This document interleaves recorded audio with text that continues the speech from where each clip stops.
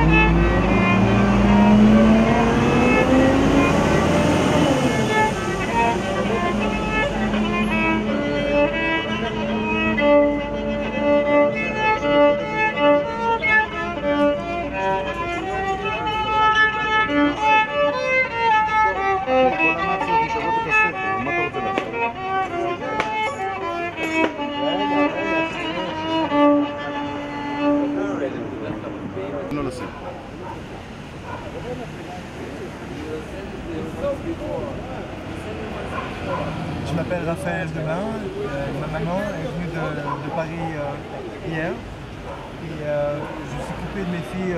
J'ai deux filles de 3 ans et 1 an et demi et je ne les vois pas depuis 3 semaines sans aucune justification. Les enfants sont au GAN, on me dit que j'ai pas le droit d'aller les voir au jardin d'enfants, ce qui est faux, c'est contre la loi. La juge ne donne pas de décision en attendant pour que je puisse voir mes enfants, donc je suis complètement dans l'air. Ici, là où on se trouve, c'est un Makas Kasher. C'est là où on met un tiers des pères qui divorcent en Israël. Donc souvent c'est dans les cas où il y a des enfants, dans les autres cas il n'y a pas forcément des enfants qui sont âgés. Donc dans tous les cas où il y a des enfants en bas âge ou jusqu'à l'âge de 10-12 ans, on met les enfants, les pères de manière automatique dans des Makas Kasher, dans des centres de contact supervisés. Et les femmes donc amènent les enfants et les pères sont mis sous des caméras, sous surveillance et on évalue leur degré de coopération et il faut qu'ils prouvent qu'ils sont bons pères. Et donc il y en a beaucoup qui craquent, qui renoncent, on les met sous des pressions comme moi on m'a fait. Moi pendant 1 an et 3 mois on m'a mis dans un centre comme ça avec mes 2 filles, sans aucune justification, parce qu'elles n'étaient plus au GAN. Et on m'a insulté, on m'a maltraité, on a fait rentrer la mère qui a incité les enfants à la haine. Mes parents ont été témoins de ça et rien n'est transmis à la juge. Et puis tout est fait à huis clos en Israël, donc il n'y a aucun moyen d'aller vers la presse et de dire voilà ce qui s'est passé réellement, puisque si jamais on fait ça, à ce moment-là on va se venger sur vous, on va utiliser des méthodes, on va vous créer un dossier judiciaire et toutes sortes de choses.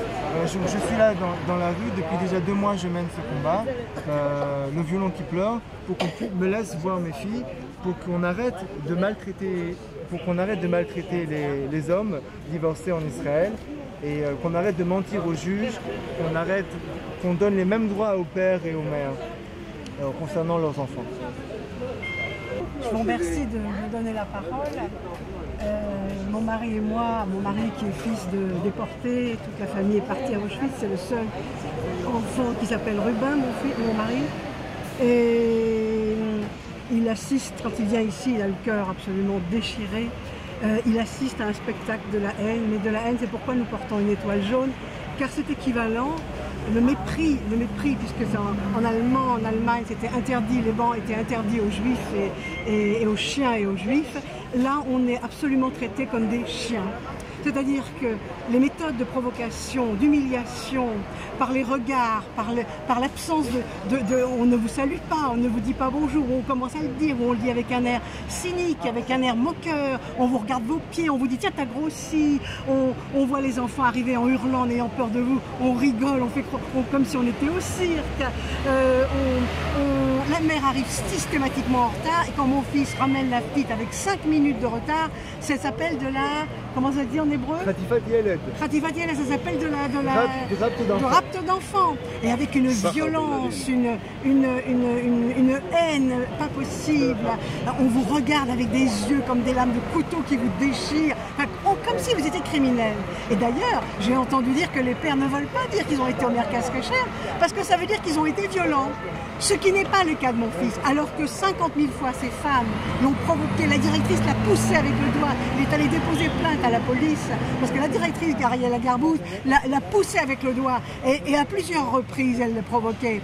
Et nous, elle nous traitait mais comme des chiens, Mon mari, ça lui fait mal au cœur, toute ma famille, ça leur fait mal au cœur. Et d'ailleurs, il a amené des amis, une femme de 72 ans, elle s'est fait jeter immédiatement, on l'a jetée, qu'est-ce que tu es, etc. On l'a insultée. Il a amené une personne qui est un jeune homme qui, pour l'aider à sortir les enfants, ah mais on s'est arrangé pour le menacer. Donc d'ailleurs il a donné un témoignage, et la dame aussi. Cette violence était inacceptable en Eretz Israël. On a élevé nos enfants dans la Torah, dans le mitzvot, Maasim Tovim, le Shabbat. Et c'est ça le peuple d'Israël? C'est ça le gouvernement d'Israël? C'est ça les juges, les shoftim d'Israël? C'est ça? Mais alors toute notre éducation, les écoles juives, tout ça, c'est rien. Alors on les élève dans la Aliyah, la Ahavat Israël, mais c'est du pipeau, c'est du mensonge, c'est sheker. Et du mensonge, ce pays a une base morale qui est viciée. Il y a un problème grave à la base. Et pourquoi y a-t-il un abus de pouvoir en ce qui concerne, paraît-il, les questions de sécurité? Ça, je comprends qu'il y a un secret. Mais en ce qui concerne les questions de famille, pourquoi cache-t-on? Pourquoi les psychologues mentent? Pourquoi les avodates sociales, les assistantes sociales mentent, mais mentent comme elles respirent? Pourquoi ont-elles cette partie pris pour les mères? Je comprends, une mère, c'est elle qui transmet le judaïsme, mais à condition qu'elle se comporte avec civilité, qu'elle respecte un homme. Un homme, c'est pas un chien. Voilà ce que j'ai à dire, et je trouve que ça crée ici, ça baisse notre niveau, notre madriga de srout, de Am Israël, et ce n'est pas peut-être par hasard que tous nos ennemis ont tellement de force. Voilà ce que je voulais dire, et je voulais dire qu'il faut Ahavat Israël. Ces femmes-là n'ont pas d'Ahavat Israël. Ahavat Israël, c'est même un voleur, un criminel. On a pitié pour lui et on le ramène, comme au fond, par exemple, le mouvement Lubavitch. Et ils sont loin, ils viennent en mini-jupe, hein, mais on les ramène à nous, on les ramène à la Torah. Ces femmes-là, elle vous regarde comme si vous étiez un criminel, alors que vous êtes une brebis. Mon fils, c'est une brebis. Cette fille-là l'a attrapé, il s'est marié, il croyait en l'amour, et il est tombé sur un véritable monstre. Et ces femmes-là ne sont pas mieux. Voilà ce que je voulais dire. Et je vous souhaite une Shana Tova à tout le monde. It's very, very, very interesting that my son is not crazy, because he could have been in a hospital. Of course. I thank God that he is not in a hospital, because they made everything to put it in himself. You know that one divorcing man commits suicide in Israel every single day. Every day somebody takes their life. Every day. So he's strong. You're going to fight, aren't you? You have to fight.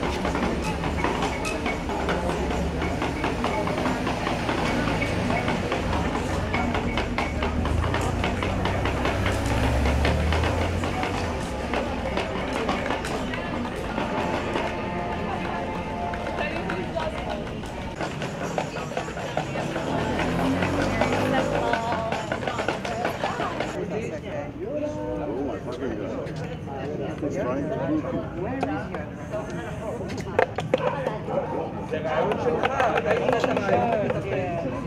מה המטרה? להרוויח כסף? כן, גם. לא, אבל אתה רואה שהסיפור יוצא החוצה, אבל המטרה היא גם שתוכל להרוויח. אריאלה גרבוז, מנהלת מרכז קשר בקינג ג'ורג' בתל אביב. איפה אני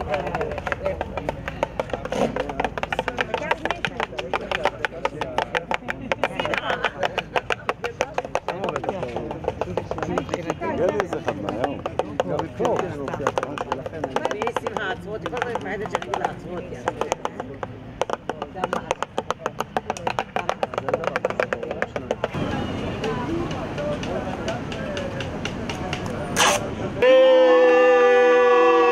לא, זה יותר טוב, זה אריאלה גרבוז!